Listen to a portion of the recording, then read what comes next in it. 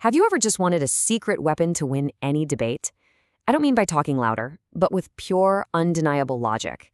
Well, today we're diving into the math of arguments. It's a toolkit that helps you build reasoning so solid, it's basically unbreakable. Okay, let's get into it. So, how do you actually do that? How can you be 100% certain that a line of reasoning is perfect, with zero hidden flaws? The secret isn't about passion or trying to persuade someone. It's all about the structure. And the tool we use to build that perfect structure? It's logic. Our whole journey starts with the most basic building block. You could even call it the atom of logic, the proposition. Now, a proposition is just a statement that you can prove is either true or false. That's it. For example, "The sky is blue" is a proposition. But a question like, "What's your favorite color?" That's not, because there's no single right or wrong answer. This solid, verifiable ground is what we build everything else on. All right, so we have our building blocks, these little true or false propositions. But now we need a way to connect them, right? We need a language, a toolkit that lets us build bigger, more powerful ideas from these simple little truths. And these tools are called logical connectives. The best way to think of them is like the grammar for our language of logic. They're the simple operators you already know, like and, or, and if-then, that link our propositions together and give them a real, meaningful relationship. Let's start with a total classic, the conjunction, which, we all just call and. For any statement connected by and to be true, both individual parts have to be true, no exceptions. Think of it like a high-security door with two different locks. You have to turn both keys for that door to open.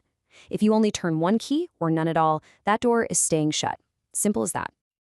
And here is where the magic happens. This is a truth table, and it is an absolute game changer because it maps out every single possibility. It shows us, clear as day, that if proposition P is true and proposition Q is true, then the whole thing is true. But just look, in every other case where one or both of them are false, the result is false. It's simple, it's powerful, and it is absolute. Okay, let's move on to the next connective, which is really the heart of almost every argument, the implication, or if-then. The most intuitive way to think about an implication is to see it as a promise. For instance, if you study, then you will pass the exam. The only way I've broken my promise, the only way the statement is false, is if you do study, but then you don't pass. Now, what's so interesting about this slide is how perfectly it captures that whole idea of a promise. Take a look at that second row.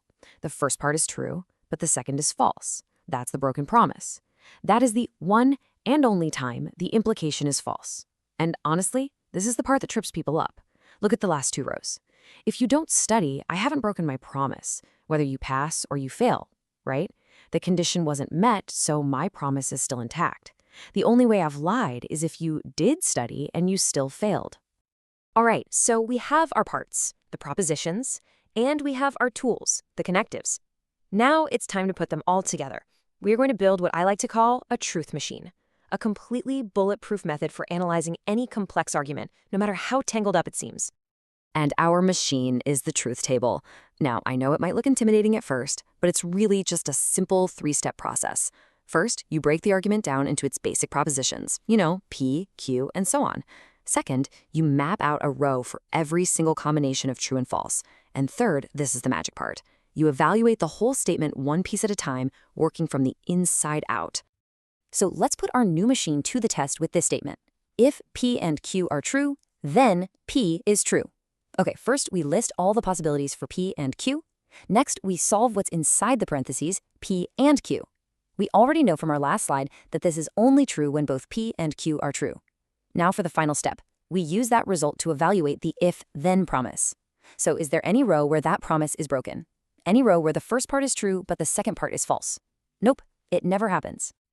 That final column in our truth machine, that gives us the ultimate verdict. It tells us, with mathematical certainty, if our statement is logically unbreakable, logically impossible, or, something in between.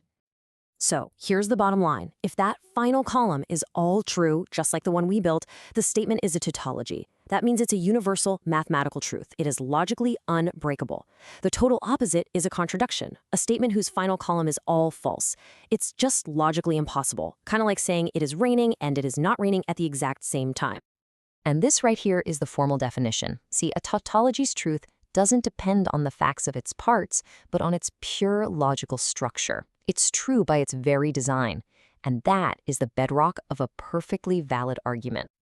I get it. This might all feel a little abstract, but this formal, structured way of thinking is the invisible engine running so much of our modern world.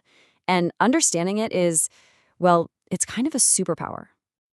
So why does this matter to you? Well, believe it or not, every single time you use a search engine, you're using logic. The and or operators you use to narrow down your search, they're the exact same connectives we've been talking about. Every if-then statement in the code on your phone, every carefully built legal argument, even the huge philosophical debates that have shaped history, they all run on this foundational system of logic. So, we've built the truth machine, and we've seen how it can deliver a definitive verdict on pretty much any argument. The power is now in your hands. So my final question to you is this. Now that you have the tools to mathematically test an argument, which common belief or piece of reasoning will you put to the test first?